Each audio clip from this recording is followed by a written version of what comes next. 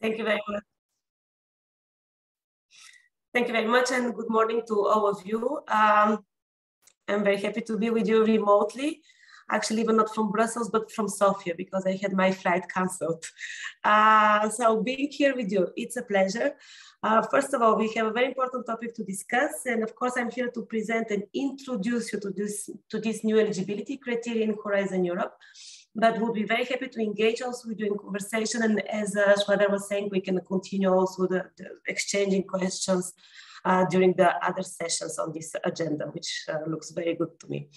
So let me first start by looking at the overall policy context now. If we look at the next slide and actually the slide after, we do see that we do have some sort of momentum in Europe, and this momentum has been here since already a year and a half or two with the new commission led by Ursula von der Leyen and the priority she gives to gender equality overall. With the new commissioner and for the first time ever responsible for equality, and this reflects on all the policies in the European research, in the European Union, and all the funding instruments. So we now, each the Director General is responsible for ensuring that equality is mainstreamed within our policies and within our funding. So going more specifically into the research and innovation field, on your next slide, I would like to highlight that addressing gender equality and mainstreaming gender equality in our research has been a priority on the European research area since 2012, an explicit priority.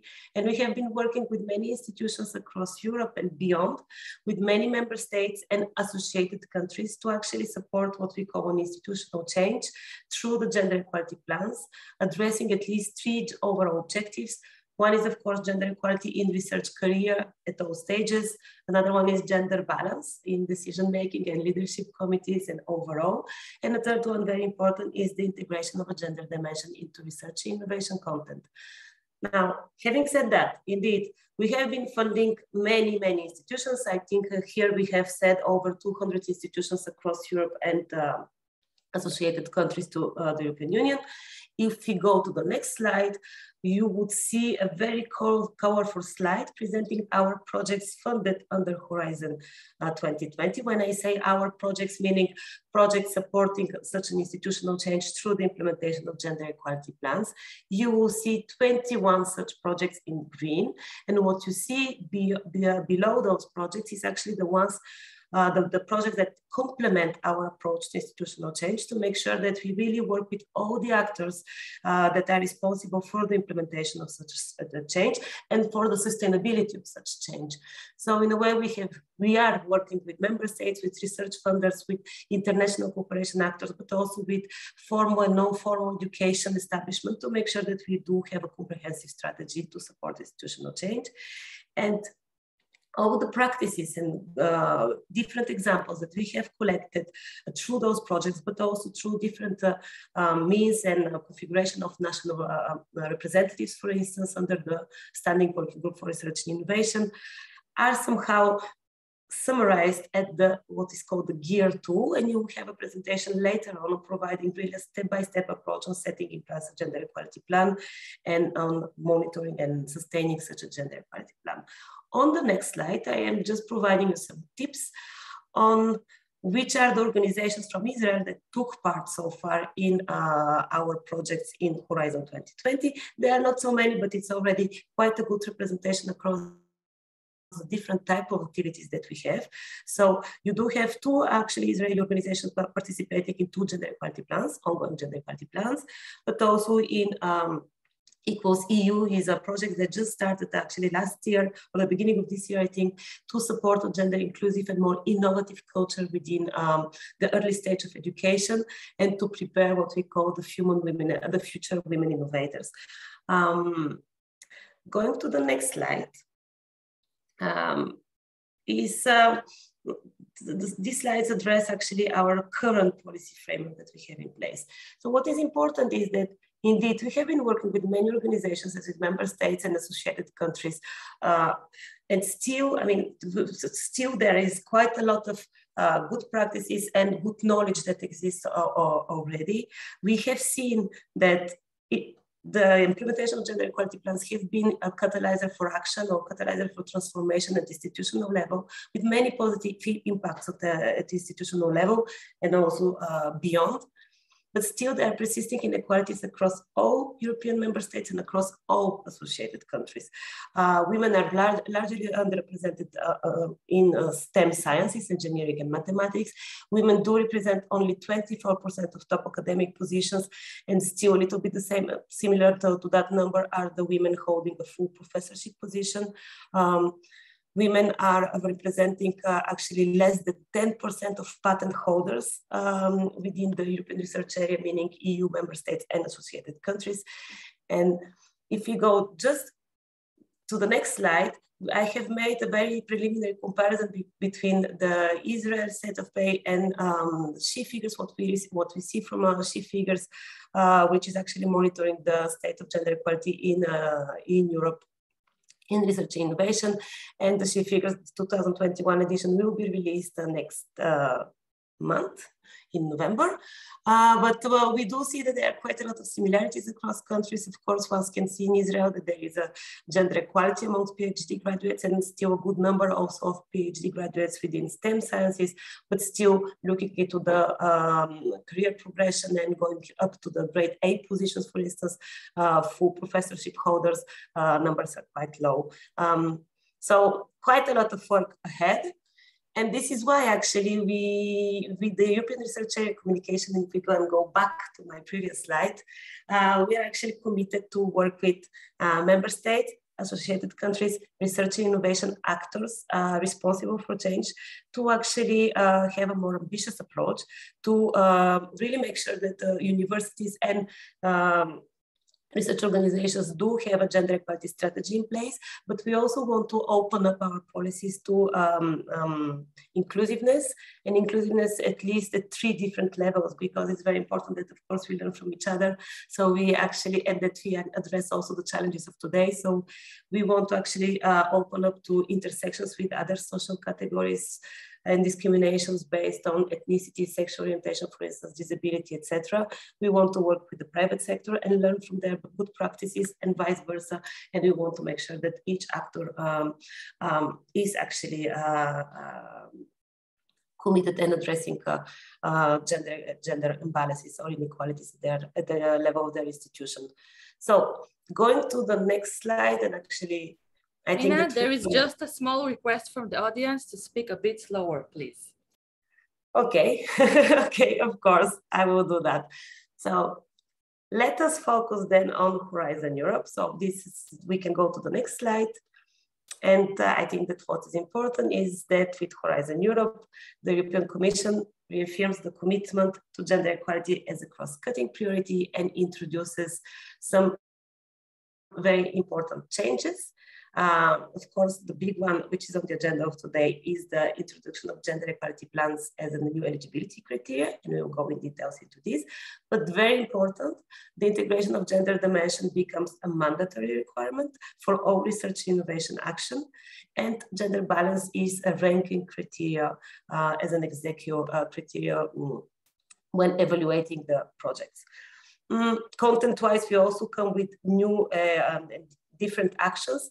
We will support gender research and intersectional studies. We will support projects to actually implement sustainable and inclusive gender equality plan strategies. And we are committed to support more women innovators and women-led technical tech startups. So let us focus on the gender equality plans with the goals, exactly. Thank you very much. Starting from next year, so with the calls with applications in 2022, participants that are public bodies, research organizations, or higher education institutions established in a member state or in associated countries must have a gender equality plan in order to actually receive funding from Horizon Europe. So I will go a little bit later on to focusing on the process. So we can go to the next slide,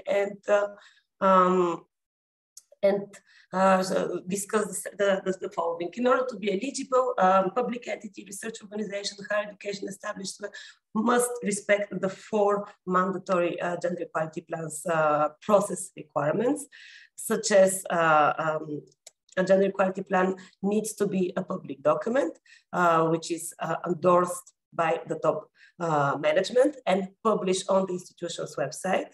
There must be dedicated resources for the design, implementation, and monitoring of gender equality plans. The gender equality plans need to be evidence-based and require collecting and monitoring of sex and gender disaggregated data across all staff categories.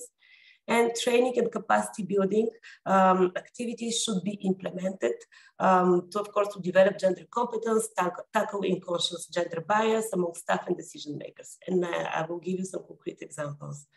If you go to the next slide, we do also foresee a few content-wise, what we call thematic areas that we recommend to be covered within a gender equality strategy. So this would not be assessed within the eligibility criteria, within the 4 mandatory requirements that that I just presented, but we do recommend that those areas, and which are actually the strict minimum, I would say, are covered within the gender equality plan.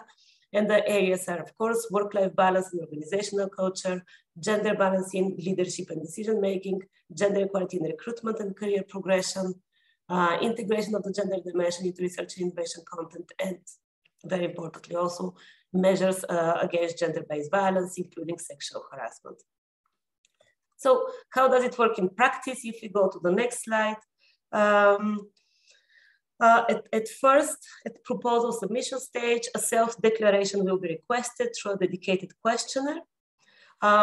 Important also to know is that an organization may not yet have a gender equality plan at that stage, proposal submission stage, but it must have a gender equality plans at the moment of the signature of the grant agreement. Of course, we encourage all the organizations to have already a gender equality plan at the stage of the proposal submission, but we do have some sort of a grace period until the signature of the grant agreement.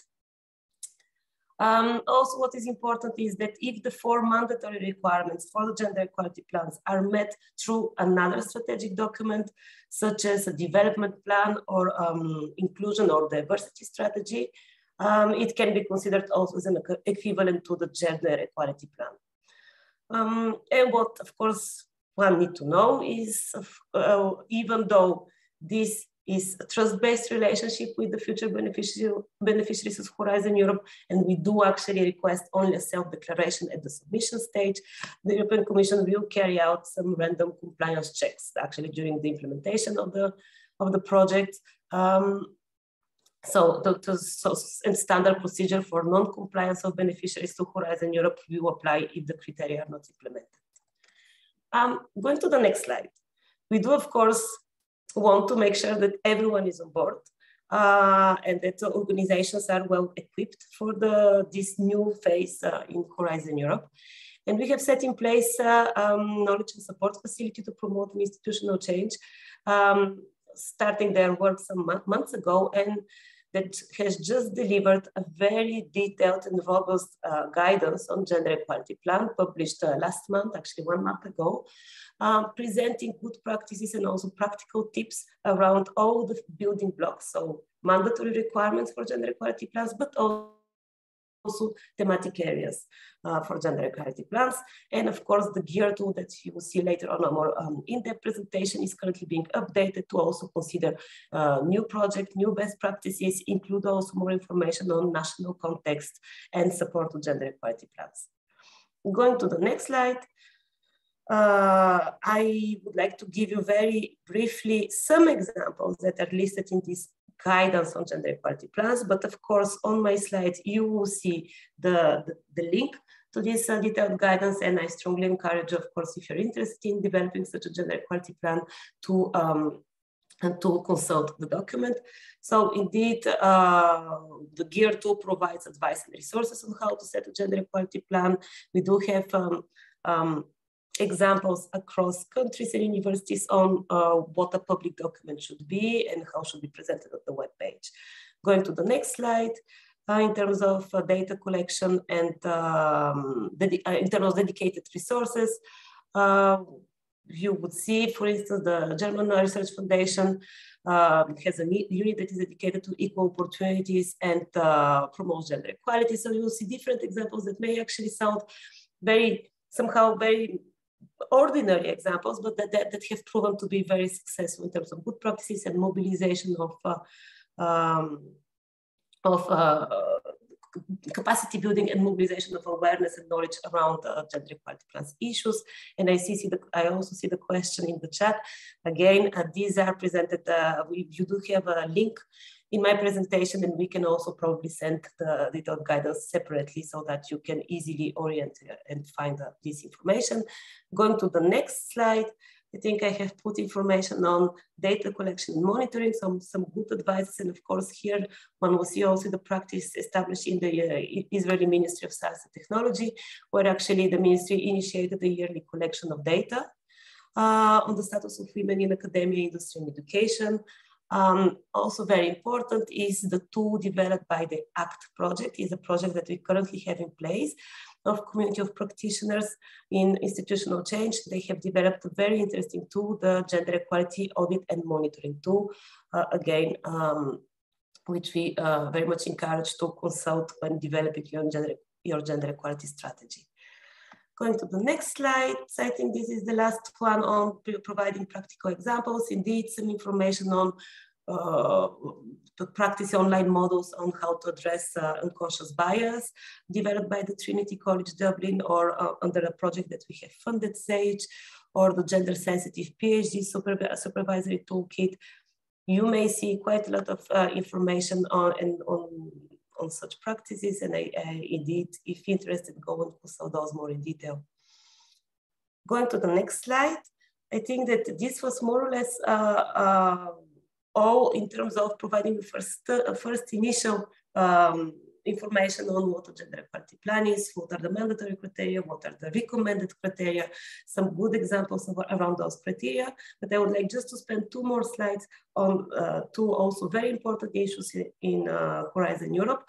First one is the need to integrate the gender dimension into research and innovation content, meaning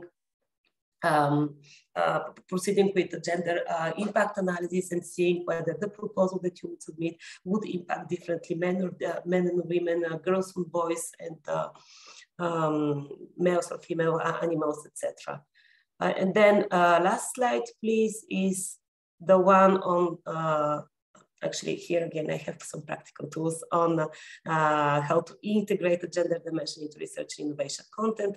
We have worked with experts around the globe, actually, very good prominent experts in different areas, such as artificial intelligence and robotics, climate change, health, etc., to help us actually come with some practical tools and recommendations on how to integrate the gender dimension.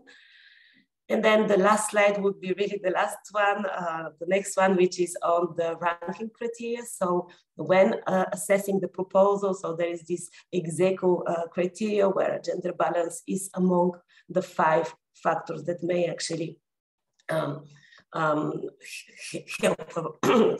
that may actually support the funding of a project, the positive evaluation of the project, when actually 2 projects have the same ranking, the same score. So the evaluators would be looking also at the gender balance of the personnel named in the proposal. So I will stop here. And of course, I know that the focus is on gender equality plans. And as we said also in the introduction, the full session of today is dedicated to equip you with good practices and examples, so that we make sure that you are aware of these requirements, and that we are here to help you also. I stop here. Thank you very much, Mina. I would like just to, there is currently one question at the Q&A, so please feel free to add your questions on top. And the one question was at the chat, so I will go back to the chat, even though you did mention. Where are these examples? Where can you find them? So this is something that many people asked before the event. I would like you to relate to it again, please. I think the easiest way would be that I post the link here also in the chat. But of course, we do have a very updated, a very recent actually webpage on gender equality and research and innovation. I will also post the link, and there we introduce all the new elements that come actually in support of our activities. Now the detailed guidance has been published 1 month ago. So I copy here the link to everyone actually, to the audience. And of course, you are welcome to consult it. But at the end of my presentation, you also have, under useful information, you also have the link to our page, which I would still copy paste here so that you also have it. And also at the very, very end of my presentation, there is also a functional mailbox where you can also send any type of question you may have in relation to gender equality and research and innovation in Europe, the Commission. Thank you very much, Mina. One more question which was posted on the chat, and I urge you to post your questions on the Q&A, please. Are those plans only for the academic organizations? Well, those plans for all public entities applying to Horizon Europe, which would cover quite a variety of actors. Academic organizations are one of those. Research funders are also concerned by this requirement. Ministry, national administrations are also concerned by this requirement. So the ones that are not concerned are private entities, for instance, or NGOs. So indeed, I think that our main research innovation actors are concerned by this new requirement.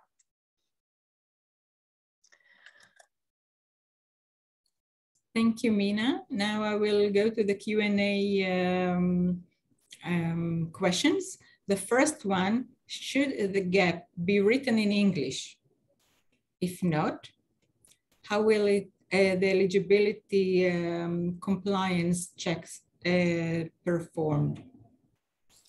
Yeah, this is an interesting question. Indeed, initially we didn't discuss the language, but we do actually understand that we should be also quite flexible with this requirement, and we do. I mean, the information on the website should be in the language of the website. So if the website is in a language X, we understand that the strategy should be also published in this language.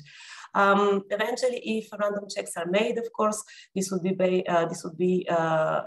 build on some exchange with experts, etc. So we do recommend eventually organizations to have some sort of a one-pager in English listing the main elements of the strategy, but this is again, it's a recommendation. Thank you very much. Another question is, when will this criteria be applied to all applications?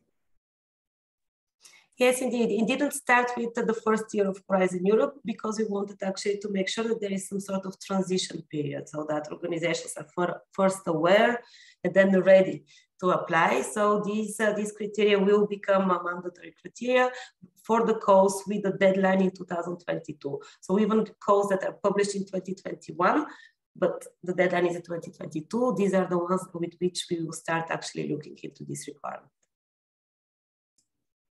Thank you very much, Mina. And we go again to this question about the organizations. So GEP is mandatory for public organizations only. This is the question. Again, it might be that academic entities are are private, so they are also concerned by this criteria. So higher education establishment, public or private, are concerned by this criteria. Thank you very much, Mina. We will continue to our next session, but I would like to ask all, oh, sorry, there is another Q&A, sorry. Should hospital require to have GEP as well? Yes, if they are a public organization, yes. Okay.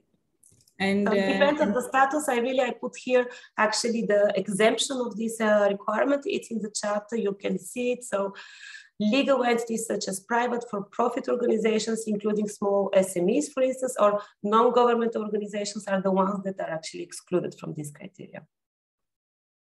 Thank you very much. Another question is, does the data collected need to be presented on the organizational website? Yes, we often receive this question. Of course, here it's very important that organizations know their status. So that data should be collected on a sex and gender disaggregated level, and the top management should be aware of the situation at their institution, so that actions that are taken in the gender equality plans really do address the real gaps that are there. But we do not expect that this data is actually published on the public website. Of course, this should be part of a more detailed information that is to be actually kept or monitored by the top management. But we do expect that we do have information on the type of data that is collected, but not necessarily the yearly reports. Thank you. Thank you very much, Mina. It looks like we have no more questions at this stage, but as I mentioned earlier, you can still post questions and we will address to Mina, and we will address these at the very end of the info session. So, with your permission, now we will continue, and our next speaker will be Dr. Sharon Rashi-Elkeles, who is the chairperson of the Council for the Advancement of Women in Science and Technology. And Dr. Rashi-Elkeles will speak about qualifying for Horizon Europe, helping Israeli organizations meet the European Commission GEP criteria. Sharon, the floor is yours. I assume you would like to share your presentation. Yes, I will do so.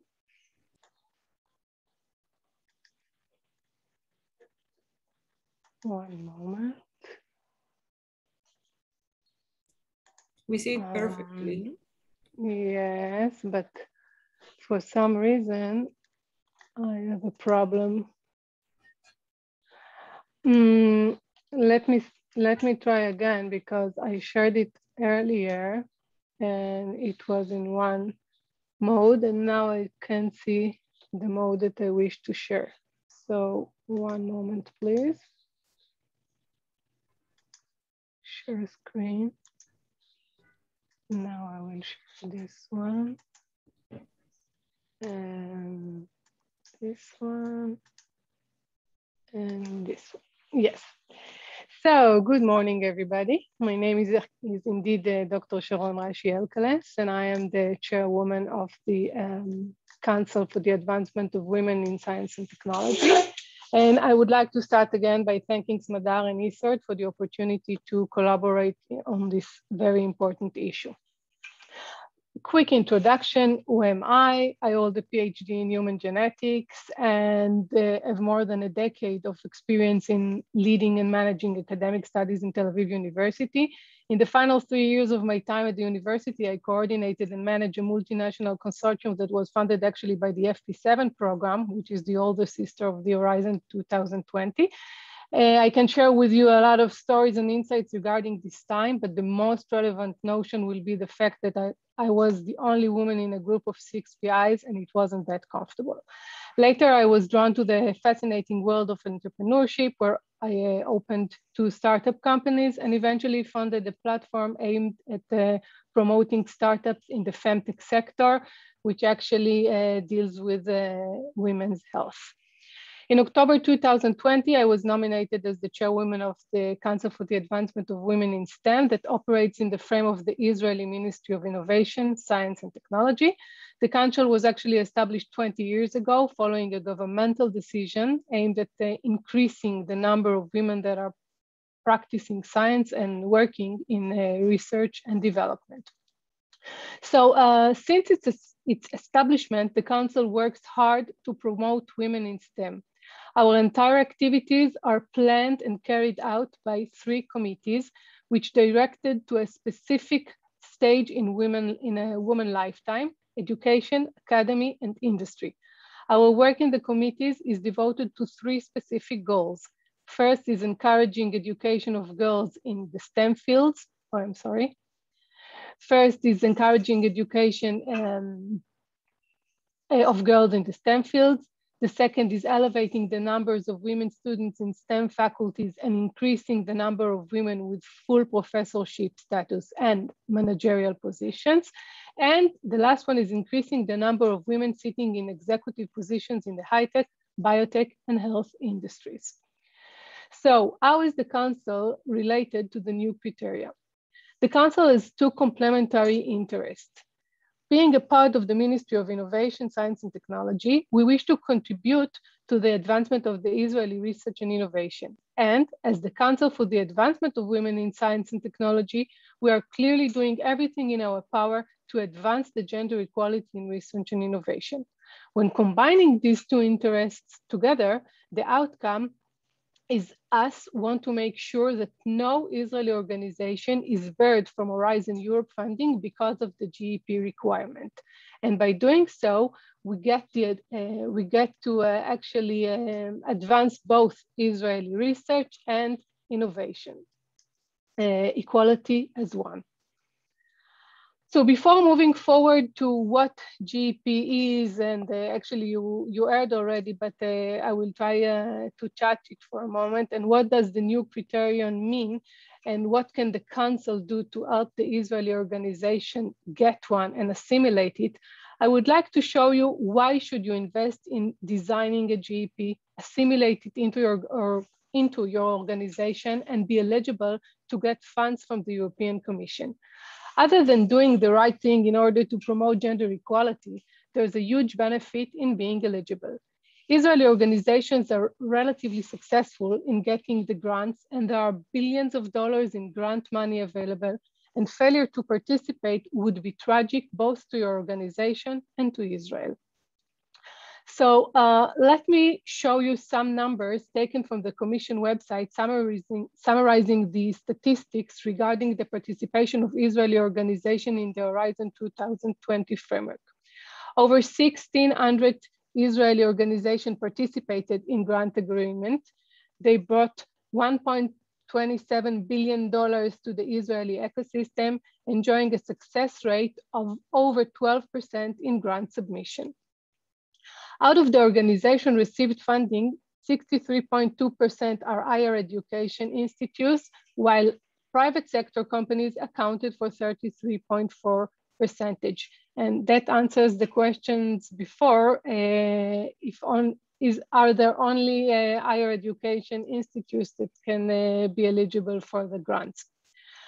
So here are the numbers. Amongst the higher education institutes, the Weizmann Institute alone was part of more than 200 different projects, receiving more than $200 million. While in the private sector, we see that IBM is the leader with more than $40 million contribution from the European Commission. So despite progress achieved on gender equality in research and innovation under the Horizon 2020 framework, we still see an ongoing gender inequality in both research personnel and research content. In the latest infographic published by She Figures, we can see that women are still less represented in research innovation programs, technical professions, managerial positions in the academy and industry, and in decision-making positions. Also, they still earn less money when compared to their men colleagues. They get less funds when they are entrepreneurs trying to raise money for their startups, and they are less represented among investors. Standard aims to combat this ongoing gender inequality in research personnel and content by requiring all organizations to give serious consideration to how to advance this cause. So you already heard from Mina why you should have a GEP, but you are not sure what is it exactly and what should you do in order to get one. So it is very simple. The GEP is a set of actions that actually aim to promote gender equality through institutional and cultural change. And if you wish to meet the eligibility criteria, as Mina said, you should design a GEP that will fulfill these 4 mandatory process-related requirements. First, it should be published in the organization website, and Mina already talked about it. Second, it should have dedicated resources that will enable its execution. Third, you must have components of data collection and monitoring. And here there was one question, regarding if you need to show the data in your website. Well, I must specify now that we, the council, are actually the ones that are responsible for collecting all the data from all the institutes in Israel, and actually transfer it to the She Figures that is publishing one in 3 years, all the data related to all the countries that are part of the EU. And the fourth is there should be training activities to the staff and decision makers. And here again, we the council can take part. So by definition, I would like to share with you that the council is not an operating body. Most of our work is done by volunteers that wish to promote gender equality and have a lot of experience and knowledge and know-how in the committee to which they join.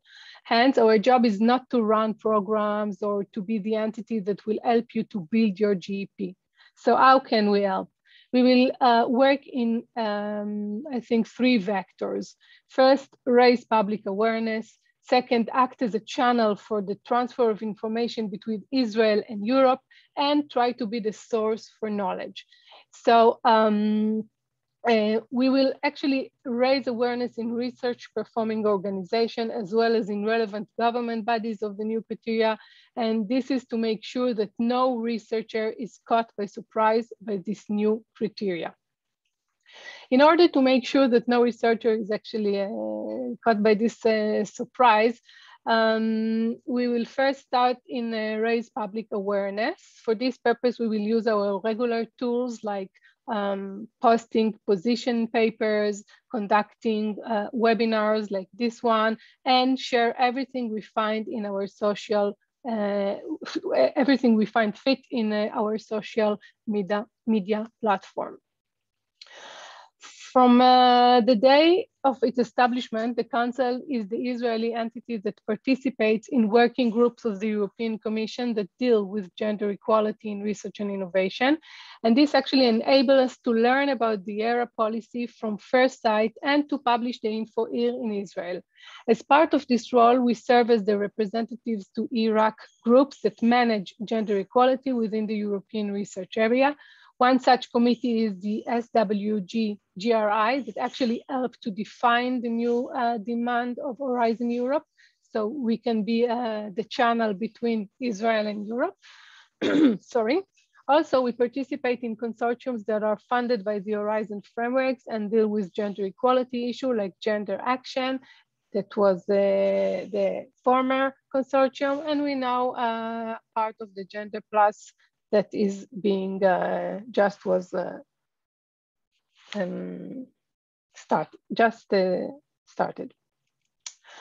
In respect of information center, we can act as a knowledge center, guiding organization to info on the topic, help them to connect with other organizations that have already made GEPs and implemented them. So this is it. I thank you for listening, and I wish you good luck in your future submissions. If you wish to know more about our activities and learn about news from Europe, you are invited to follow us in our social media. Thank you. Thank you very much, Sharon. I see there is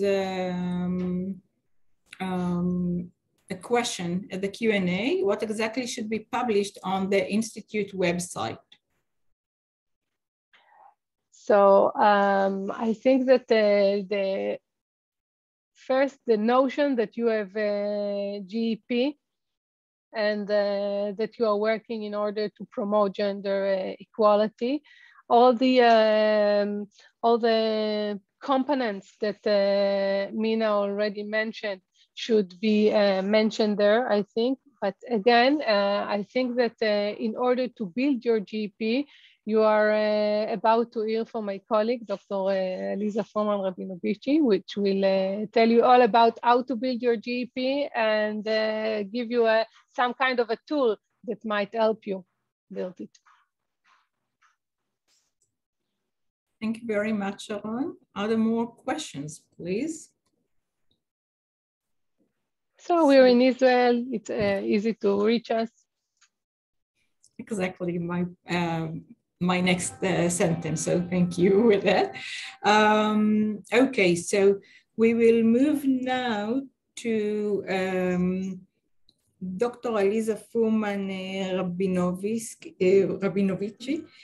She's a consultant also at the Council for the Advancement of Women in Science and Technology. And now you will be able to learn something, a useful tool, which is called the EIGE GEAR tool, and that would help you in writing your gender equality plans. So Aliza, the floor is yours, please. Okay. Okay. Am I up? Smadar, everyone can hear? Yes, okay. We can. Thank Wonderful. you. Okay. So good morning, everyone. It's a pleasure being with all of you here today. My name is Aliza, and I'm the academic consultant for the Council for Advancement of Women within the Ministry of Science, Technology and Innovation. First, I'd like to start by giving a big thank you to Smadar for organizing this day and for bringing all of us together. And so thank you, Smadar. So now what I want to do with all of you today is I'm going to quickly walk you through a resource that could be very useful to all of you who are now starting out to write your GEP. It's an extensive guide to writing GEPs. I see in the chat that something went wrong with sound. Smadar, can you hear me? Yes, I can hear you, but maybe you could get closer to the mic. Okay. Okay.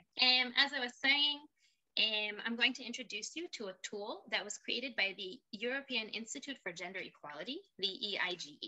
The EIGE is an EU agency that functions as a research institute and provides data and policy recommendations for EU policymakers.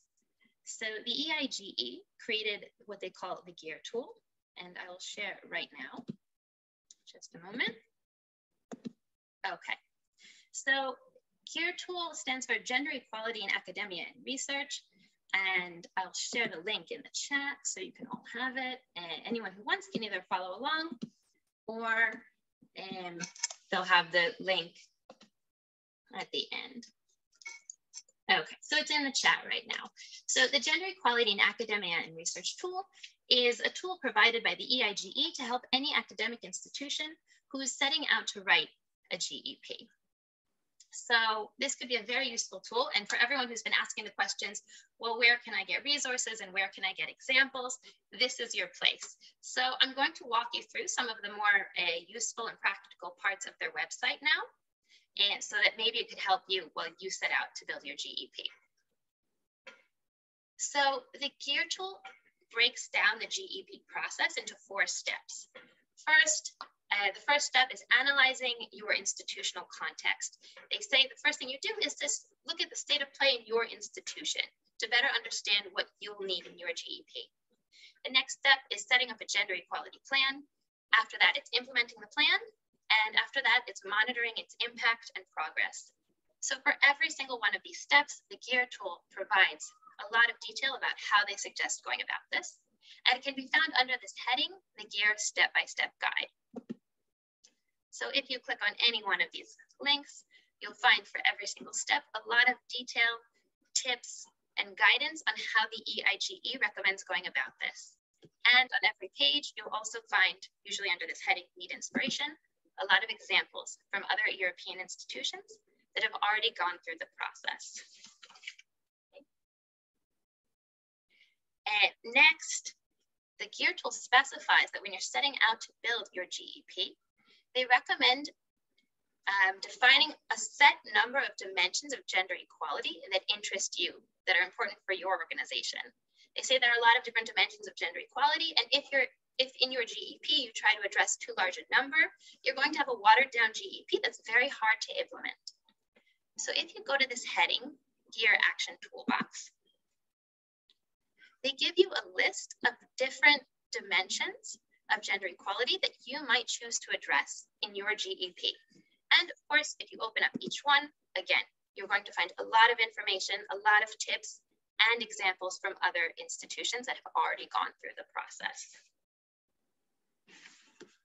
Under the heading, who is involved in a gender equality plan, you're going to find information that's very important for someone who's just starting out in the process. As you start out in the process, you're going to ask yourself, who are the players in my institution that need to be involved? What forum do I need to create to make a GEP and to implement it successfully? So under this heading, who is involved, you'll find a list of recommended players. I'd like to show you two more sources within this page that I think can be especially important to maximizing your chances of success. So first, you have the heading, Basic Requirements and Success Factors. Okay. Here, they outline for you the things that could be most important to put in place in order to ensure success. And they break it down both by organizational level and by level of the process. After that, you have the page, Obstacles and Solutions. So in this page, they work off the experience of previous organizations to help you troubleshoot ahead of time the obstacles that you might find along the way. So rather than go blindly into the process, they've already outlined for you the different places where you might find resistance, and they help you troubleshoot how to deal with these. Now, finally, if you're looking for examples of GEPs, which I know from the previous questions, a lot of you are, you can go to the page, What is a Gender Equality Plan, here at the top. Go here, at the bottom, you will find the question, In Need of Inspiration. You open this header, and you'll find a number of existing GEPs that can help guide you through the process. Okay. Now, much of this can be downloaded as PDFs. So for your convenience, I'm going to put a couple attachments into the chat. The first is a full guide to the GEAR tool. And the second is a 4-page summary of the GEAR tool steps for building a GEP. So I will just put them in there right now for your convenience. Oh, seems that I can't share as in a usual, Zoom. So I'll send them to Smadar and she can put them up with the rest of the content at the end of the event. Okay, so I hope this has given you some help and a little guidance and a new resource that might be useful to you along the way. And I'd be happy to take any questions that anyone might have. Thank you very much, Aliza. Let me check. So far, I see no questions. There is one at the Q&A. Can you show an example of analysis, please? Sure, hold on, I'll open it back up. I can show what they did, and I can also speak a little bit of from our own experience within the council. Just a second, I'll reshare. Okay, so here again, we're going to step 2, analyzing and assessing the state of play in your institution. So they break the analyzing into a couple things. First, reviewing relevant legislation and policy in your country, analyzing sex disaggregated data, and identifying existing measures for promoting gender equality. And these are the 3 main headings. So first of all, for examples from other institutions, you can go here under the question, Need Inspiration, and you will find. So here they give you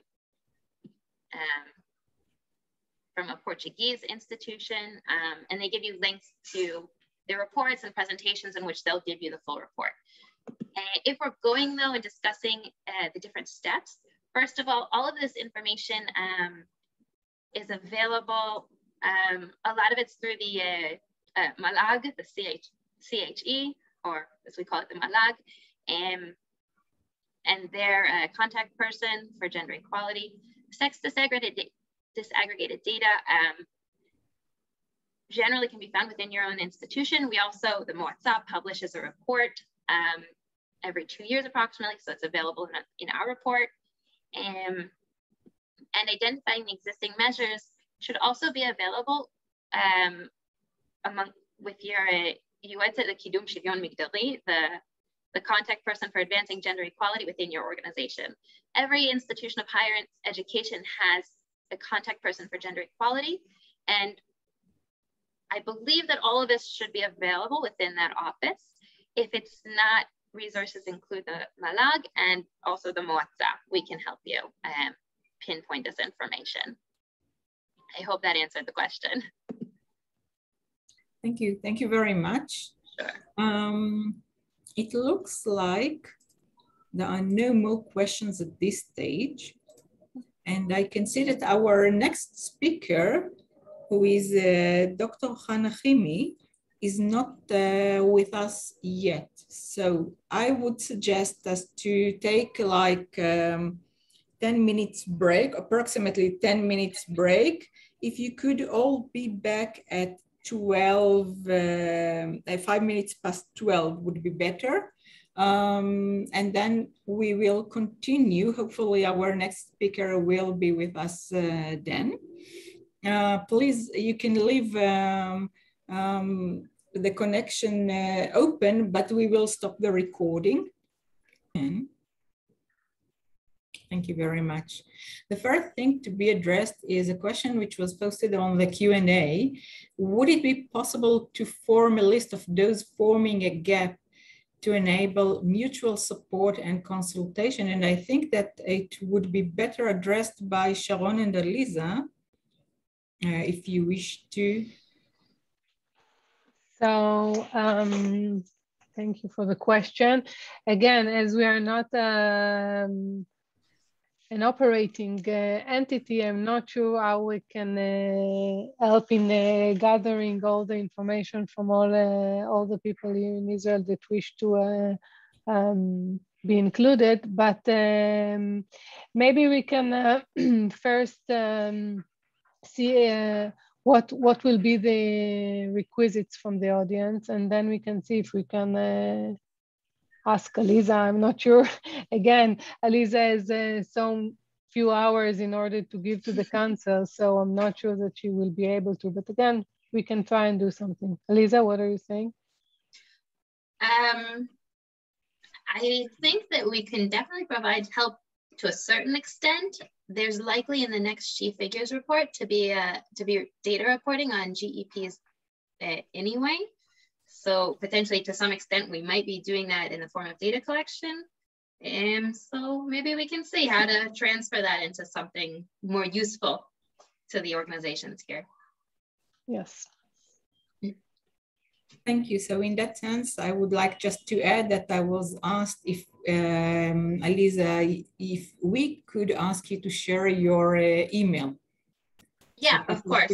And I will put it in the chat right now. Yeah, thank you. Sure. Okay. So if there are no more further questions to Sharon and Aliza, I would like to continue now with Dr. Hana Himi. Just to let you know that the first part, which is actually, it's a nice cut between these two parts. The first part was about policy and rules and how things should be done, but it was more on the theoretical and the regulation aspect. And now we will have two presentations about actually how to do it from women who have already experienced it. And I'm sure their insights would be most valuable.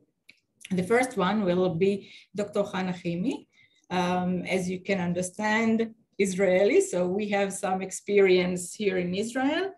Dr. Himi is a presidential advisor for gender equality at the Beit Berl Academic College, and she will present you with the challenge of gap creation and implementation, using her experience at Beit Berl Academic College as a test case.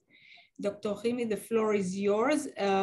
Could you please just let us know if you wish to share your presentation or you want us to do that for you? I will do it. Thank you. Okay. Okay. Thank you. Okay. Okay. Good afternoon. and nice to meet you all. So I will share the presentation and I can start.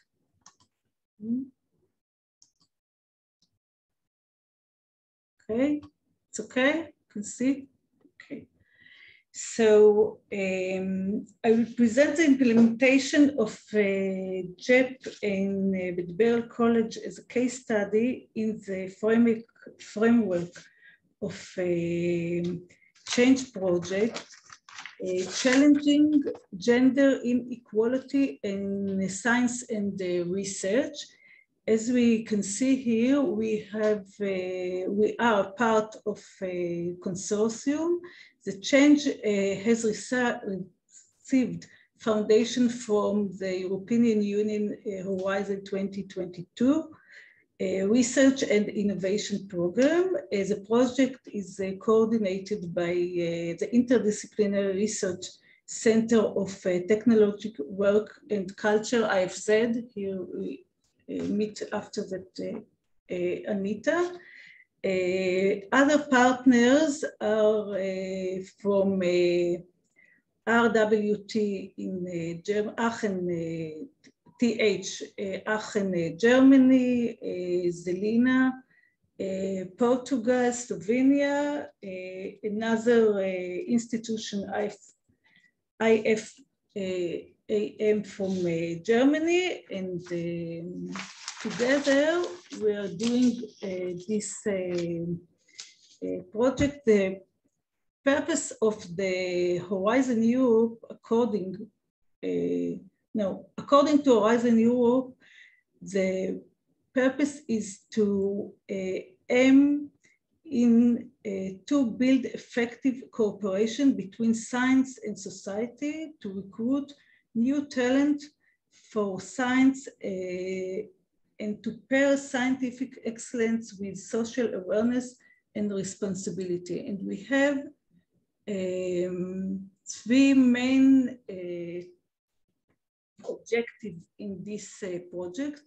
The first one is to remove barrier to the requirement, retention, and the career progression of female research. The second one, addressing gender implements in decision-making process. And the third one is the strategizing the gender dimension in research progression. Here is our team.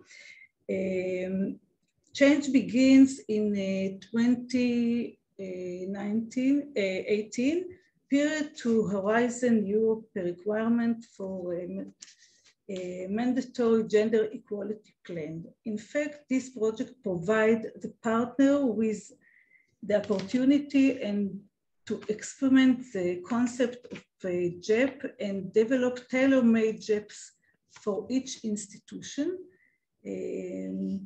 Following Horizon Europe, we at Change are not now modifying our institutional GEP to the new requirement, and we will implement it during the last year.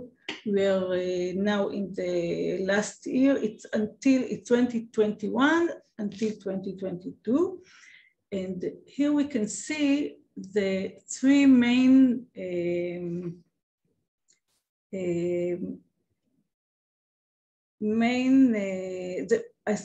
I said it again, the change approach is aimed to closing the theory to practice gap with often privileged in academia by promoting visible change to a more equal and gender balance in academia working environment and research founding process. And closing the theory to practice gap is based on three key concepts. The first one is with TAs, transfer agent. We have to find key person within the organization, often of in middle management in the organization, who are able to integrate the organizational needs, strategies, the weakness, and to promote institutional process toward gender equality.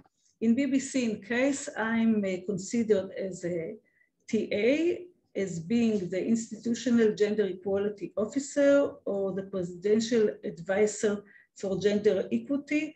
Additional transfer agent were recruited to the project team according the following GEP, and it takes times, but now we have 4 transfer agents and ambassadors that helped me to do what I will explain later.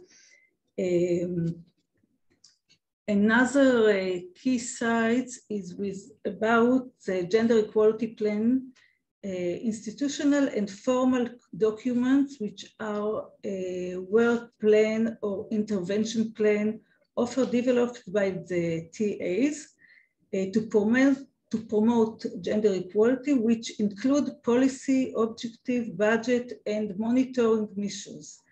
In the case of higher education institution in Israel, such plans could be based on a new equal index I will say it in Hebrew, maybe it's familiar to some of you. It's a Madad Kava Mashve. It's a new project of the Council of Higher Education of the Malag. And the third one, COP, it's Community of Practice. The change is then demonstrated further by sharing experience in all kinds of community of practice at the local, regional, and the national level. In the Israeli case, for example, I'm part of groups that shares the knowledge, a network of institutional GEOs. It's in Hebrew, it's היועצות להוגנות מגדרית במכללות, and in additional working groups of respectiveness from research foundation organization and higher education institution in the framework of a serious stakeholders workshop.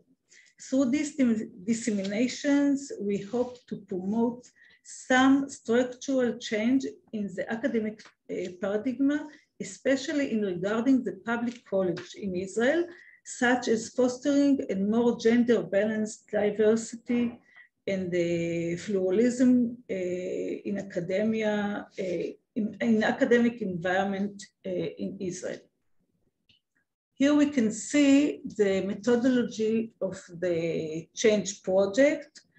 It takes time to do all what I will explain now, but this is the concept of how we think about our intervention and how to do it.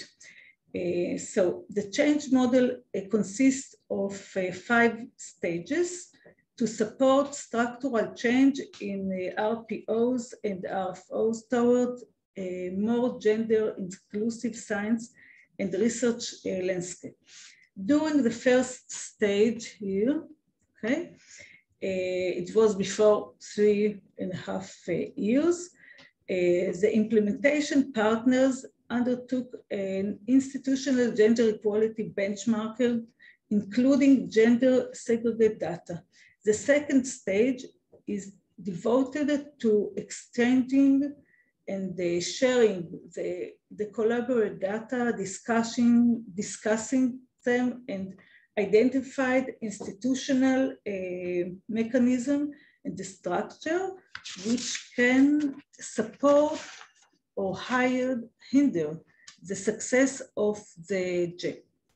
Then the final GEP, here we are, was to design being consistently monitored and if it necessarily revise and update or update during the whole project, the process. So all the time we check what I'm doing and trying to do it more specifically.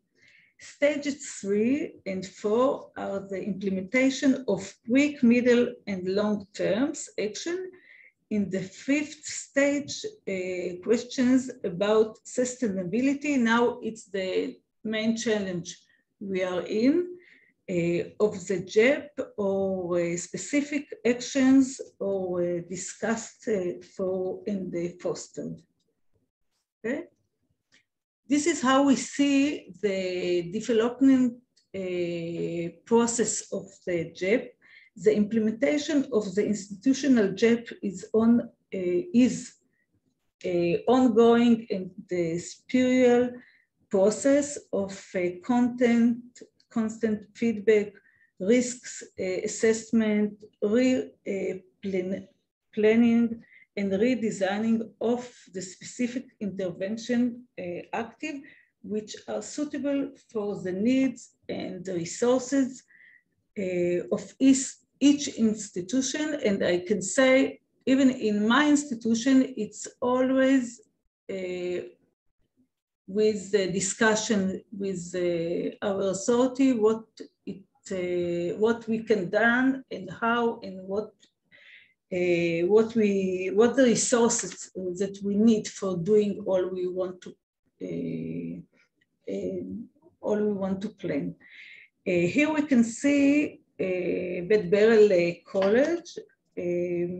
Now I will demonstrate the implementation of a gender equality plan in Beit Berl Academic College as a case study. BBC, here we can see, is one of the oldest and well-known college in Israel. It is a multidisciplinary college focused on training educators in 3 faculties, education, including, here we see, the Arab Institution for Training Teacher, Art Department, faculty, and Society and Culture faculty.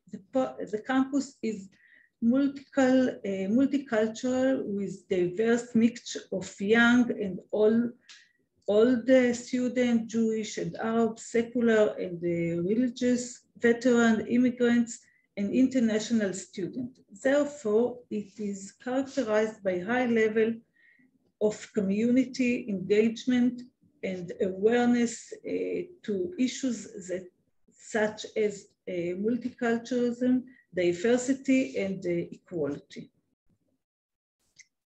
Here we can see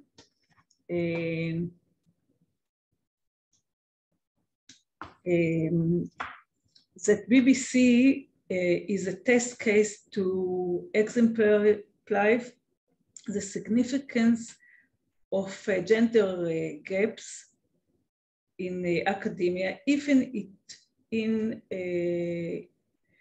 what is considered more feminine disciplines, such as social science and humanity education or healthcare, and therapy professions. The college is characterized by striking majority of women. Here we can see it. It's women of between the students and the administrative and academic staff. We are over 70% of women. Also our presidents, it's a woman. However, the percentage of women decrease in senior position. Here we can see it, and here we can see it also.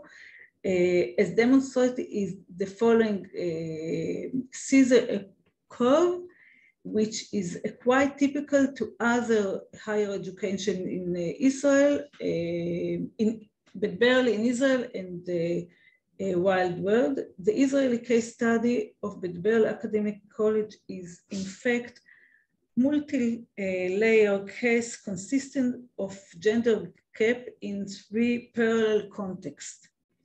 Gender gap in academia in general, gender gap in research founding organization and the process, an issue which is investigate also in this project, but it is not in the scope of this short presentation. And the last one, gender gap caused by an additional and ununique context of Israeli public academic college. On the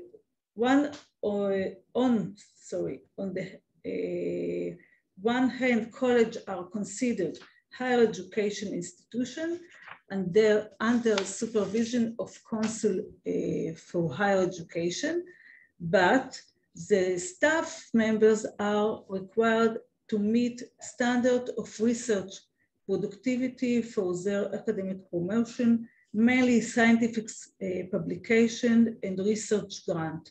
But on the other hand, colleges lack adequate research resources and infrastructure as those of university. Staff members in college are required to teach more and are less support in their research in comparison to the university peers.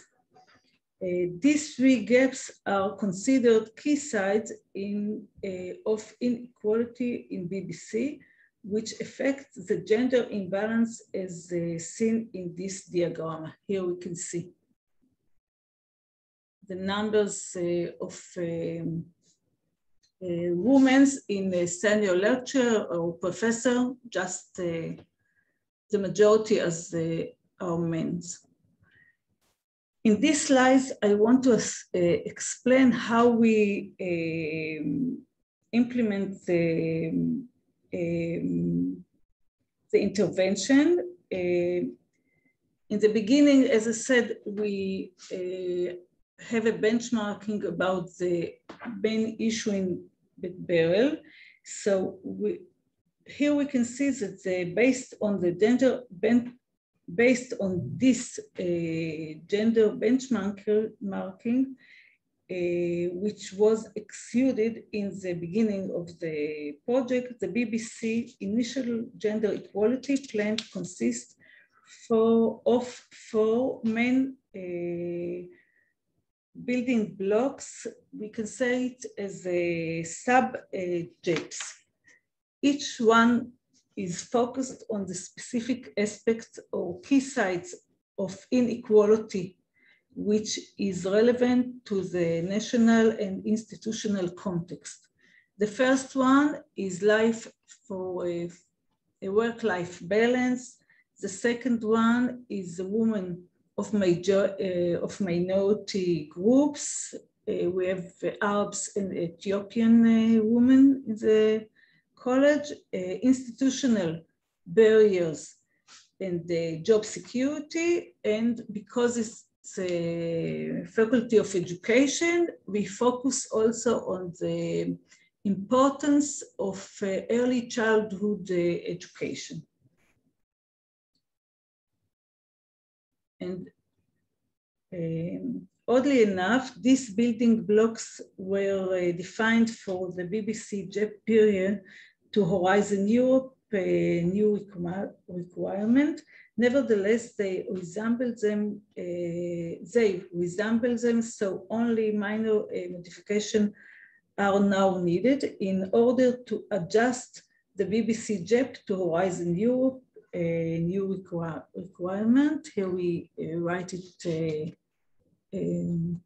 and we think that in the process of adjustment and adapting the institutional GEP, we took it into the consideration two major windows of opportunity. One with Horizon Europe, and the other one, the Acquire Index. As I said, it's a Madad Kava Mashve. It's a new project of the Malag. The Israeli Council for Higher Education have a new initiative for this project, which could potentially provide an adequate research for the implementation of this GEP in the long term. Both opportunity could boost new gender equality plan in higher education institution which will maybe encourage more organization like RFOs or RPOs to engage in another equality plan. And here we can see what we have done to adapt our intervention at this time. As the time goes by and with finding and conclusions from short and middle terms action, the BBC GEP, we extend and update to reach out and intervene in more structure and domain with the organization. For example, the build block of early childhood education was expanded to teaching and education in general, and in particular, the training of a novice teacher. And the building of blocks of women in Ethiopian original was expanded to women of minority groups such as Arab women, and dealing with universal issues of intersexuality, sectionally of identity. In addition, following the New Horizon Europe requirement, issues such as gender mainstreaming in research and teaching context, and the prevention of gender-based violence were also reframed and considered in the update GEP. Here we can see what we have done in 3 languages. We have modified the building blocks of our GEP according to Horizon Europe. This is all the subjects of criteria of Horizon Europe, which are essential for us, for our local context, such as multicultural environment, education, and job security. The new version of BBC GEP is currently being adapted according to these building blocks, and the experience gains during the last 3 years of the project. Now we'll see more specific examples. Here we can see we take the subjects of work-life balance and in organization cultures. And we have in the first stage, this is our presidents, in online questionnaires about work-life balance to staff members. Based on the finding of these questionnaires, further, we built further activities were developed, developing lessons, plans about gender equality in education to novice teacher. These lessons are planted to be this year in the framework of a novice teacher training program. Another example is about gender sensitivity in a multicultural environment. Annual awareness invite focusing on intersexuality and the multiple identities of women in academia, in multicultural society. We have an event about this. And the third example is about, no, we have here another one about the annual awareness events of the preventing of sexual harassment. For example, in this part, we have an event with the film Working Woman about preventing women with the president, and following after seeing the movie together by talking with the film director, Professor Michal Aviad. Here we can see it. And the last example of activity is about unconscious gender bias training and workshop to management and staff members, data monitoring and analysis report and policy recommendation to the management regarding multiple academic career paths.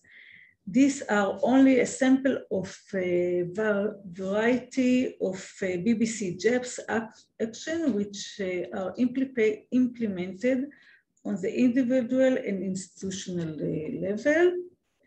And for the end, I want to say that our recommendation is the first one to identify the major themes or key sides of the gender inequality in the institution, consideration, the local context. After that, we have to identify a key person, additional transfer agent, and the ambassador, which within the institution and outside of the organization that can help us and can be committed to this challenge. We have to build the teamwork established on joint formal and informal network and the collaboration. Also to the development of the implementation of the GEP is an ongoing spiritual process of constant. We have to be always with content feedback, assessment, and update to what is what happened in the organization. The implement is a mixed of short, middle, and long-term actions. As I said, we are now in the challenge. So how we gain all we have done until now, that it will continue after we will finish the project in December 2022. And I think that the most, it's all the parts, it's very important, but the main attitude is to enjoy the process, the achievement, contain the resistance, hurdles. Sorry. We have many bumpers in this way, along way, the barriers, and it comes with the territory because we always receive many kinds of feedback about what we have done until now. And I think the most important thing is to understand and to know that GEP is all about running a marathon and not sprinting. We have to investigate the organization to learn what it's a suit to the person, to organization, what we can done and with whom. And it's a very big challenge. And well, I think I want to say that if anyone wants to, I think the last slides is if anyone wants to ask questions, to want advice, I'm happy to help. Thank you very much, Hana, for the presentation and for your willingness to assist beyond this event.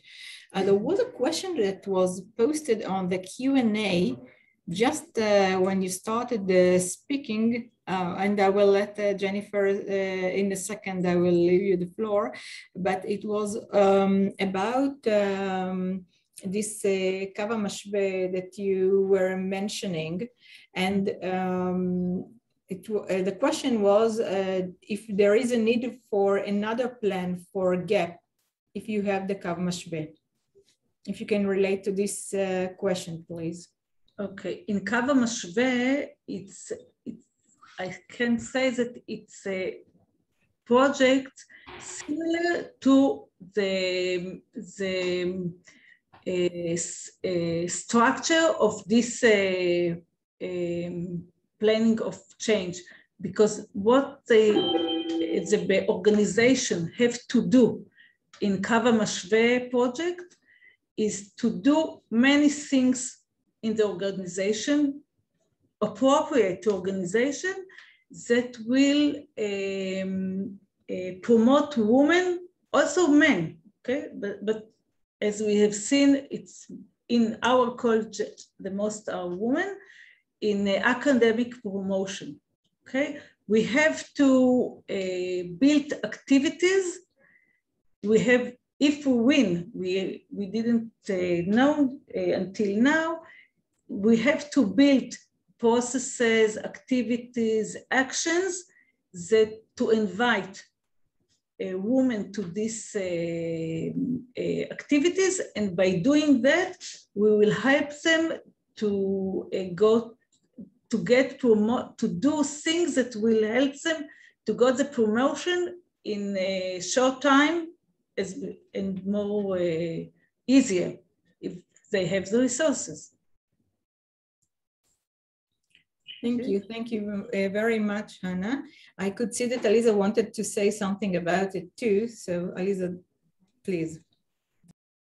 I mean, I think Hana covered it mostly. I'll just add that I see Mina's not with us anymore. She did mention at the beginning that if your organization has some sort of plan that already answers the criteria, then that's fine for the Horizon Europe project. So we really, any organization that wants to use their Kav Mashvet plan just has to make sure that they answer the 4 criteria, which is data collection, designated resources, training, and it's published. And it's also recommended that they also meet the 5 recommended dimensions that Horizon Europe mentions. That's all I wanted to say. Thank you very much. And as Mina had to leave us, should you have more questions, please don't hesitate to post them on the Q&A, and we will simply forward these questions to Mina and send you back the replies along with all other slides and the recording and everything else that we promised from this day. I can see that there are 2 questions now at the Q&A. Can we get a deeper explanation what means integration of the gender dimension into research and teaching content, and especially in scientific institutions focusing on STEM?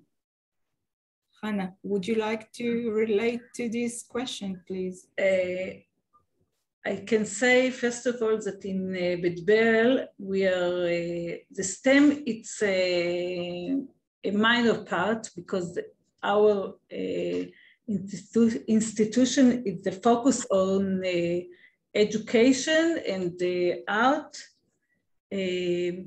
But the main issue is to investigate the organization and to understand what is the barrier that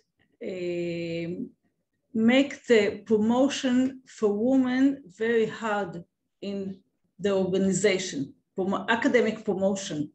And due to this understanding, we have to build the answer due to the organization. I think that for the whole project, Anita, Thaler, the coordinator, and Jennifer, the monitoring, that can explain what is the agenda of the whole project. Indeed, and sorry, Aliza, please go. If it's all right, I'll just add one more thing about the gender dimension in research and innovation within the context of the EC projects. The EC projects looks at gender basically from 2 different angles. There's sort of the human resources angle, and then there's the research content angle. So if human resources relates to the number of women you have and the number of women you have in leadership positions. The gender dimension in research relates to gender biases within the research itself. And this is actually the question asked specifically about STEM. So STEM is even actually one of the places it's most easy to demonstrate this concept. Is your sample gender balanced? Does your treatment take into account differences, both biological and gender differences between men and women? It relates to basically gender biases that can be introduced into the research process itself, the research content itself, and the recommendations that come out of your research, as opposed to just looking at the division of men and women within your organization. So that's the gender dimension in research. If you want a more detailed explanation, you can get in touch with me. And I'll put in the chat right now a link to a website that goes into great detail and also goes into detail by field. So if you're in a specific type of organization, that might be helpful to you. Thank you very much, Aliza. And Anita already has posted a link as well. It looks like maybe you posted two different links, so our audience benefits from two different links, which could be of importance for them. I see there are no more questions at this stage, so it is my pleasure to have at the last presentation will be shared by two guests. We have Dr. Anita Thaler from IFZ, Interdisciplinary Research Center for Technology, Work and Culture at Graz, and Dipl Soz.Wiss, Jennifer Dahmen-Adkins from the Institut for Soziologie, RWTH, Aachen University. And they both will share a presentation about designing, implementing, and monitoring a gender equality plan, practical insights for newcomers. Thank you very much. Ladies, the floor is yours, please. Thank you, Smadar. Thank you also, Hana, Himi, for inviting us to this cooperation. Jennifer Dahmen-Adkins and I, we are part of the Change Consortium, like Hana, Himi, and I'm coordinating together with my team here in Graz, Austria, while Jennifer is doing the monitoring and evaluation. And we both concepted the whole project. So this is an honor that we can do this presentation together here, as we are both the mothers, so to say, of this project. We will tell you a little bit about how we came to what we do now. So today it was mentioned that the European Commission project started, of course, earlier, and our way goes, I don't know, about 20 years behind us. The very first project Jennifer started, she was a student, and you see all the European projects we did on only the topic of gender and gender equality and science and technology and academia so far. So 20 years of experience of how to deal with gender equality and also, of course, gender inequality in academia and beyond. And actually STEM is a sort of specialty of Jennifer and mine. We are explicitly focusing a lot on engineering and technology organizations beyond academia too. So what we wanted to share is also our consortium. Hana also showed you this nice picture of the whole group with our change hoodies. So you can see we are a very dedicated and fun-loving, but also very competent group. We have some men in the group, but not too many, but more as on this panel today. And on the other side, you can see that we were part of a gender equality plan workshop 1.5 or almost 2 years ago with Mina Stareva, what she mentioned today. And the book you can see in the background also here is a book Jennifer and I wrote about social gender justice in science and research. And this is our foundation we want to tell you a little bit more about now. Next one, please. So the background, where we are coming from. We think it is necessary to think about this question. So why are women, sexual and affective diverse people, people with working class background, people with migrant background, and people on the intersections of these various backgrounds not well represented in permanent and top positions in academia? Why is that? We think we have to address social inequities and social inequalities in academia. So you probably have seen this cartoon already where there is a very, very fair selection going on. Everybody has to do the same. So, right, it has to be fair. But in the end, it turns out to not to be fair. And this is exactly what happens in academia. If you have selection processes targeting at one special category of people and tested it with these sort of people, and then you're applying it to a diverse group of people and they are not fit to meet the test because it's not fair at all. Next, please. So our hypothesis is that also with achieved gender equity, the academic system would remain socially unjust. And this is why Mina Stareva today told you about the new approach of Horizon Europe to take a look at the intersections of gender with other categories. It makes a difference if you come from another ethnic background, for instance, if you have another sexual orientation, etc. So on the intersections of gender, age, other categories, there might be inequities which you don't have to face if you're just a woman with other privileges. And the term privileges is something I want to come back to you now. We think that structural change in science and research is necessary. We don't want to fix the women. We want to fix the institutions. We want to fix academia as a whole. And we need feminism for that. I know this is not a very popular word in all the European countries. I don't know especially about Israel, but it's in some countries we have a certain backlash towards the wording of gender equality and feminism. But we here say yes to feminism, of course. We need to promote and advance women. And when we write women with an asterisk, we mean women of all kinds, and also, for instance, of course, transgender women. And gender equality plans are a very good starting point, but they are not the only solution. We have to think a little bit bigger, and we have to think of this as a very important process. And if you don't have to think about it, it's a privilege. Think about that.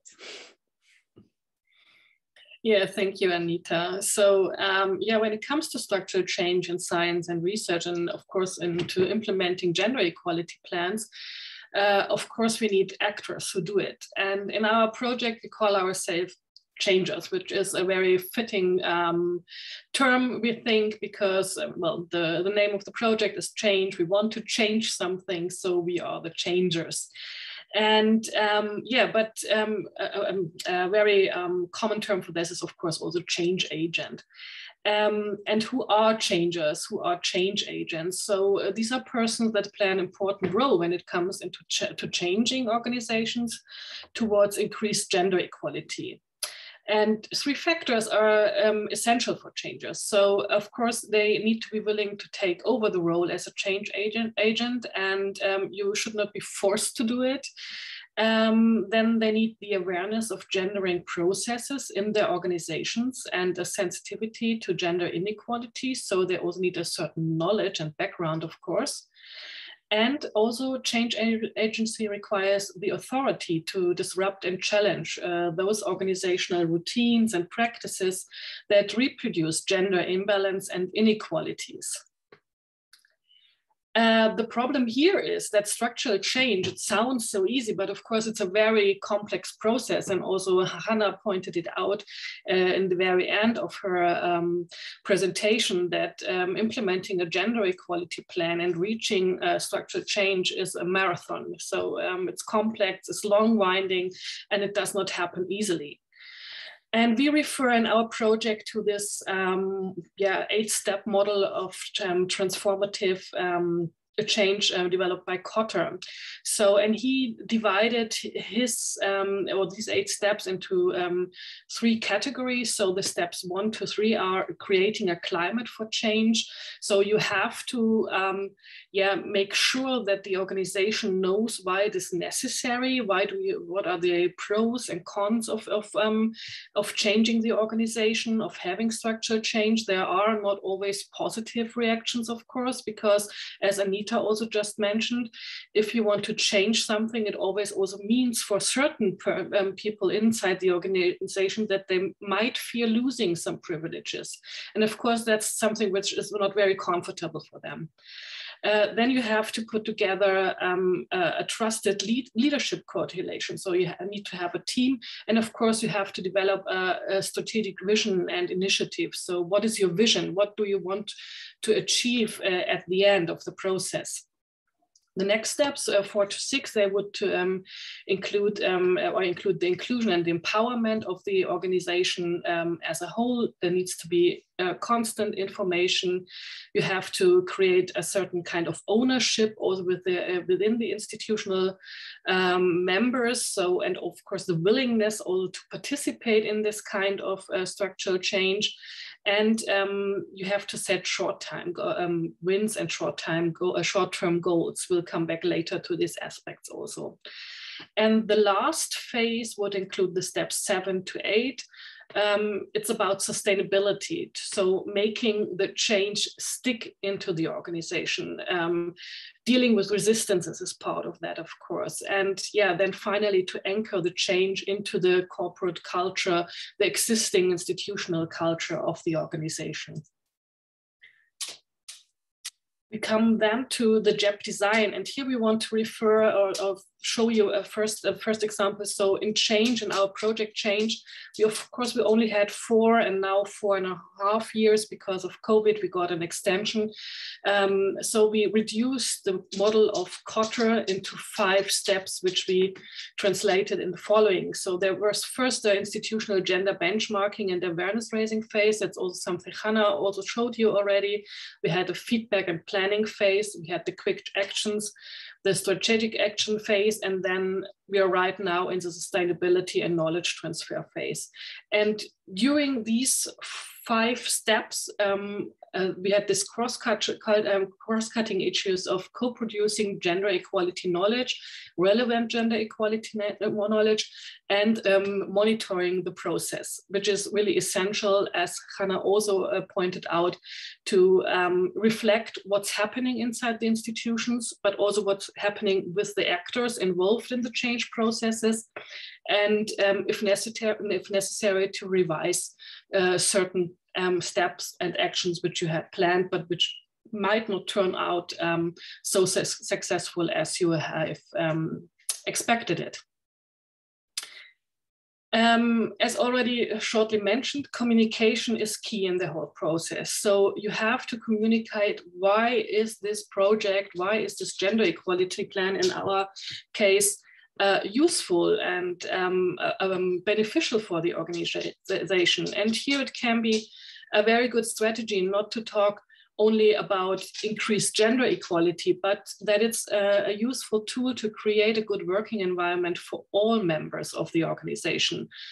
You have to sell the problem. Facts and figures can surprise, we wrote down here. So that's something what I just mentioned. We did the gender benchmarking report. So each of the organizations went to the administrative office, collected data, statistics. They additionally did interviews with representatives of their organizations.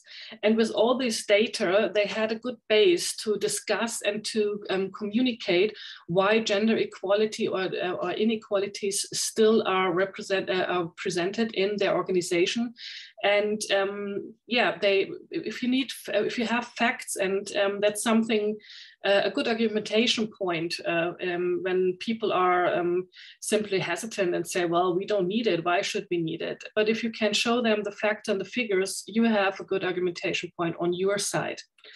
And as also already mentioned by Hana, always think about what are the key sites of inequality in your organization. What do you really want to address? Where are the main points of inequality?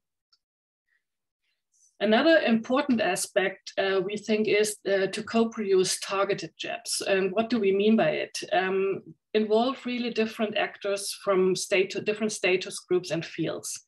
Don't focus only on the scientific stuff, because your organization does not only consist out of research and scientific stuff. There's also administrative, technical stuff. Involve also actors from different scientific fields. Involve actors of various genders, age, care responsibilities, what we named here as gender plus, and what Anita just mentioned, have an intersectional approach to your gender equality plan. So the idea here would be to set up, for example, a GEP working group to design an inclusive plan which meets the needs of as many institutional members as possible. Of course, it won't be very hard to cover the needs of everyone, but at least you can try it by including a diverse group as possible into your working group. And of course, the GEP working group would need time and resources, for instance, that the working time they invest in institutional care work, as we call it, because that's what you do by making the organization better for all staff members, for instance, and more equal. It's care work you're doing, and you need to have resources for that. So it must count as your working time at least. Use existing resources, and you already were introduced to the GEP tool, for example. Of course, there's a lot of information outside already, but what we want to emphasize here, make sure to tailor them according to your organizational specifics. There is not a one action fits all solution. So even if you pick a solution or an action from for example, from the GEP tool, it's a good idea, and it's a good, how you say it? It can be a good information source, but then you really have to see what does this activity and action mean for your institution, and you have to adapt it and you have to tailor-made it. And how to start this process. For designing the actions, we would highly recommend to design them in a smart way. And some of you might be familiar with this kind of planning of actions and initiatives.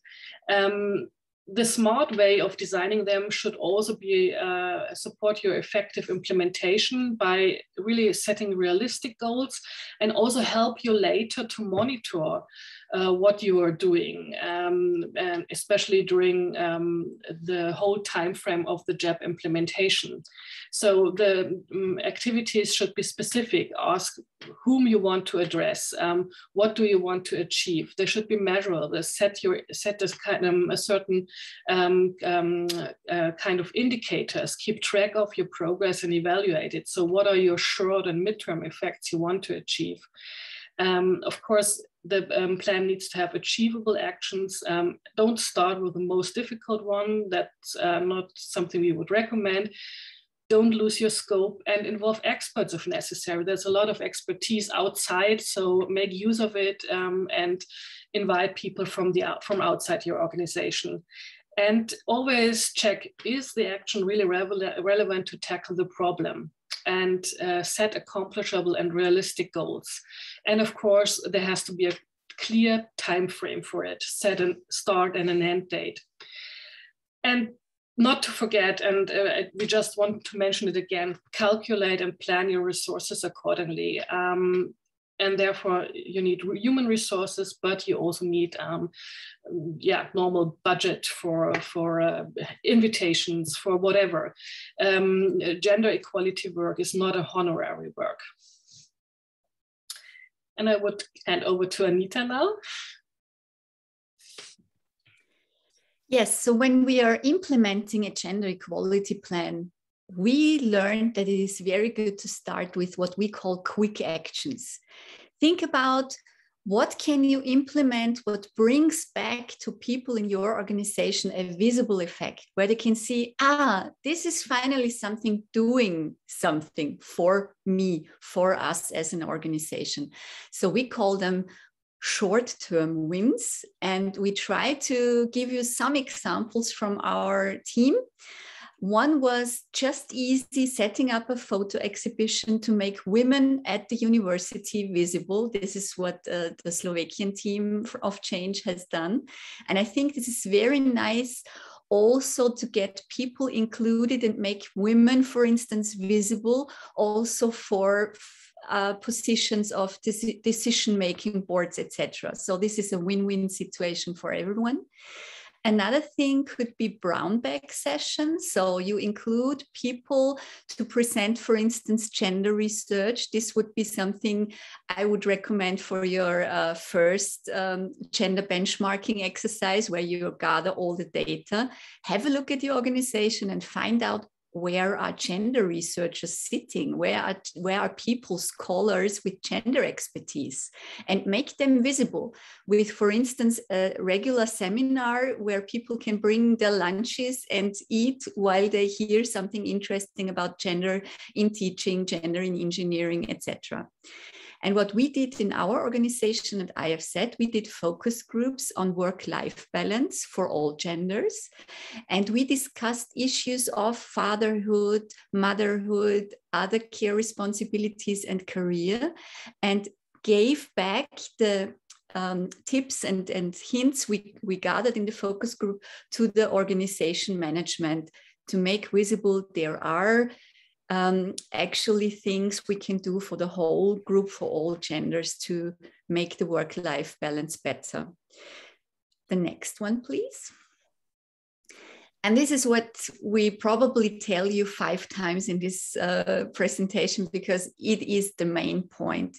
Keep up the communication. And I think it got visible also in what Hana, Himi told you, what they did in Berl College. I think to keep a constant process of communication with people on top, but also with people from all over your organization is so important. You have to open up the communication with a very easy, understandable way. So don't speak too much European Commission lingo, not too much about CHEPs, etc., but try to find a language where everybody can relate to. And try to communicate the whole change process as something for everybody. Remember, we want to make the whole organization a good working environment for everybody. So this is the main goal.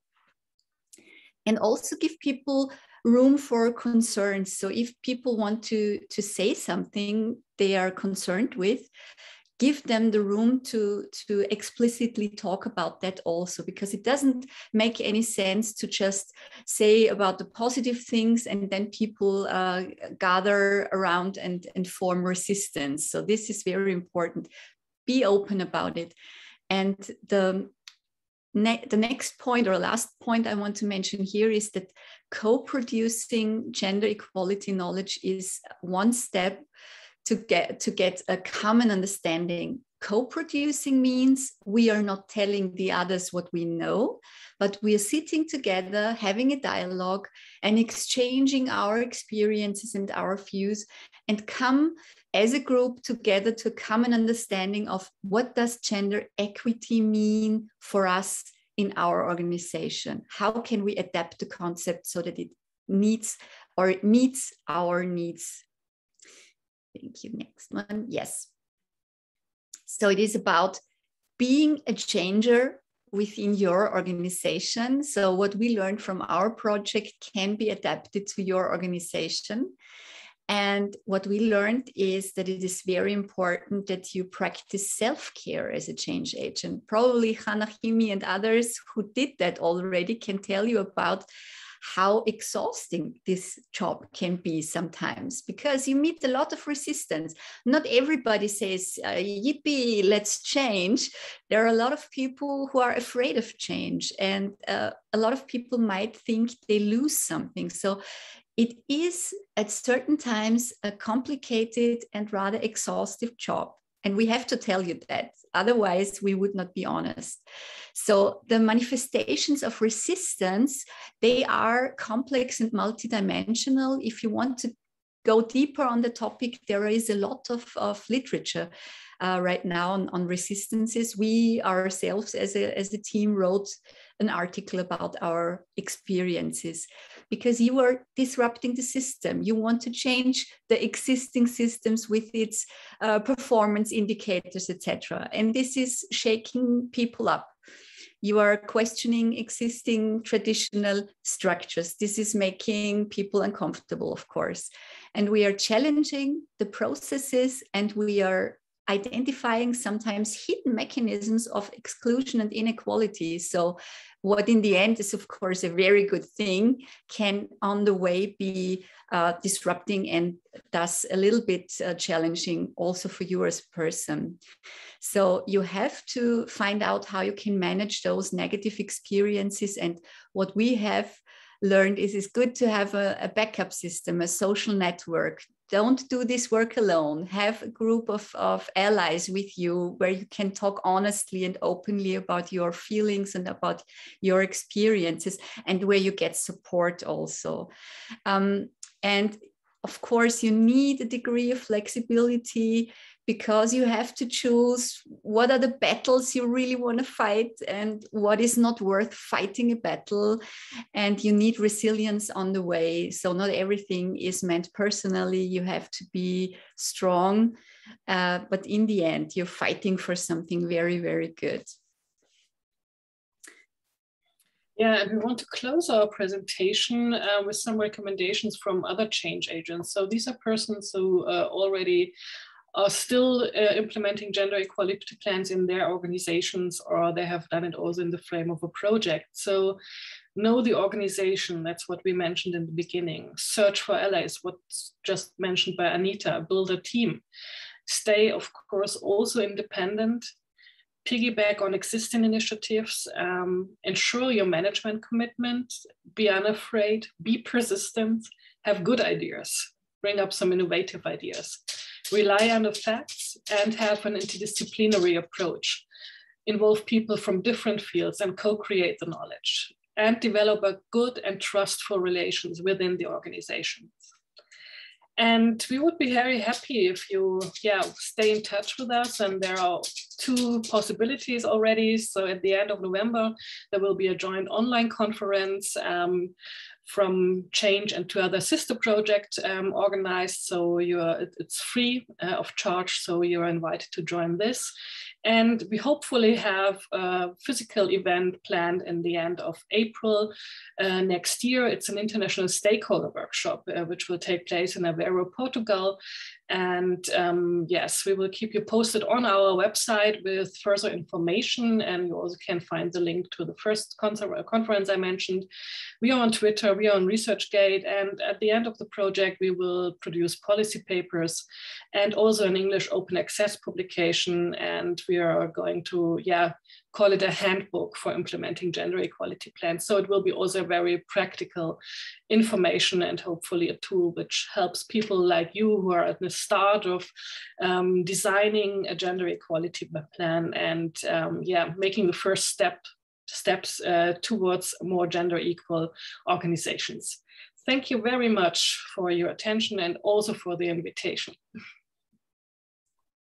Thank you very much, Anita and Jennifer, for this wonderful presentation and the invitation for follow-up events, should the people find it relevant. There is one question at the Q&A, and that is concerning the GEP plan. For how many years you should plan the GEP? And can you please show us an example of any institution website showing the GEP statement or plan? Yeah, I can talk from my organization. So usually the gender equality plan is for a 4-year circle. So after 4 years, you start revising, you have a more detailed look then what's still really current to what are still current inequalities to tackle. Of course, policies can change also over time. Requirements like we have now for Horizon Europe can change. So there might be some updates necessary, but 4 years is a good term you should approach, because you need some time, of course. 1 year is too short, but 4 years is a very good starting point. And we could show you some examples, of course. I mean, I can just Google and post you the link to our gender equality at RWTH Aachen, because it's also available in English. It will take a second, but I will do it. Thank you very much. If there are more, and we might post the Change website, so you can go there, and we have a link of all the currently running sister projects, all the projects working on gender equality plans, and most of them have all the chaps on the website, so you can go on the websites and have a look on that. And what I also would suggest is that Hana, Himi and her colleagues at BBC, they have really the community of practice around themselves created about including other Israeli organizations. So maybe this could be also a wonderful starting point of doing something together, because it's always easier to start it in your own language. I know that Israeli people are very good in English, as you have a very open country and culture, but naturally it's easier to start in your own language. So that might be a thing I would suggest to come up with. It's good to have those virtual environments. It doesn't need a lot of resources. And maybe Hana can say something about what they are doing with the COP activities, if there is something planned. Hana, I don't know if you do something. We now are planning some activities with teachers and the staff, and we want with the teachers that beginning in the stage, many creative activities that begins with build the awareness to the bias in these subjects, and also special activities to the women in the staff, academic staff. So I invite everyone to call me or to send an email, and I explain very generously what we have done in our experience and what we have learned and how to do it. Yes, and I just posted the website link, and on the website link you find Hana and the whole Israeli team. On the one hand, in the people section, and on the other hand, you find also a country's web page, also in Hebrew, where you can find already material now in Hebrew, and what is going on, the news section, etc. And this could be a starting point. And if you want to learn more, don't hesitate. We are there, Jennifer, Hana, and I, with our email addresses. You can reach us. So even after this webinar, you can reach us with questions. I just wanted to point out, now a lot of people are doing the gender equality plan work, and they start doing it. And what they do is they put something quick and not dirty, but quick on the website. And to have an organization like Jennifer's University, which is a very, very big organization, and they did it in the last cycle of those projects already. And they have a dedicated gender and diversity team working on those issues. So take a look at their webpage. It's really good. And they have anti-racism action plans, etc. So a lot of topics covered. This could be a starting point, but it's of course not everything. So there's a lot going on out there. Thank you so very much. Sharon, I can see that you wanted to say a few more words, please. Yes, I think that this is exactly the place where the council can step in, you know, if Hana and her team will have some kind of a new forum in Hebrew, and then we can also share some of our insights. Hana can come and maybe talk about the forum in our academic committee, and we can, you know, try to raise the awareness to this group also in our social media platforms. So yes, this is exactly what we are here for. Thank you very much. And especially in Hebrew, it will be easier for me. For all of us. Anita was right. Yes. Yes, and there were a few already you mentioned privately that they were looking for assistance in Hebrew. So I think that now I just opened the door for such kind of assistance. Aliza, you wanted to say a few more things. Oh, no. So thank you. I can see that actually, thank you, Jennifer, for posting this GEP version. I see there are no more questions right now, not on the chat, not on the Q&A. So I think we can conclude this event right now. As we said, it was just the beginning. Now is the time for you to start working, and you have heard now that the council is willing to assist you, Hana is willing to assist you, and of course you got invited to Anita and Jennifer's event as well, so feel free. Should you have any more questions which should be addressed by Mina, she will be available for us, so don't hesitate to contact us, any of us, and we will do our very best to assist you with this rather challenging, for the first time, for newcomers, it is a rather challenging activity. I wish you the great success. If anyone wishes to write something in the Q&A or in the chat right now, it will be a good opportunity.